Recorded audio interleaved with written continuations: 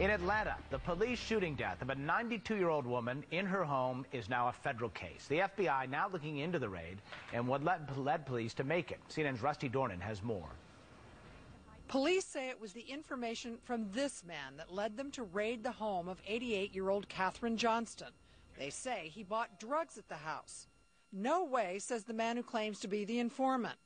I never went to that house. I'm telling them, I never went to that house. When police burst through Johnston's door, she opened fire and was shot and killed.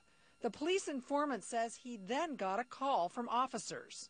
They called me immediately after the shooting and asked me, to tell me, this is what you need to do. You need to cover our ass. Atlanta Police Chief Richard Pennington says the informant has told internal police investigators the same story. After we brought that informant in and interviewed that informant, he told us that he had no knowledge of going into that house and purchasing drugs. The officers had obtained what's called a no-knock search warrant for Johnston's house. A judge granted the warrant after police said they had watched their informant buy drugs at the house from a man called Sam. They also said the informant had claimed there were surveillance cameras inside.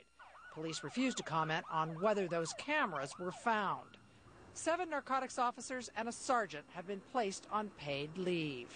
This is now an FBI investigation, and anyone who lies or obstructs justice will be committing a serious felony. Neighbors say Johnston was a shut-in. Nina Robinson spoke to the 88-year-old 4 or 5 times a day. So she never let anybody into the house that she didn't know? Never. Even if I went to that ring doorbell and I didn't tell I was coming, she'd open the door for me. Johnston family spokesperson Reverend Markel Hutchins welcomes federal investigators. At best, this was poor judgment on behalf of the police officers involved. At worst, it's an egregious and gross violation of Ms. Johnston's civil and human rights. That question will now be up to the FBI to decide. Rusty Dornan, CNN, Atlanta.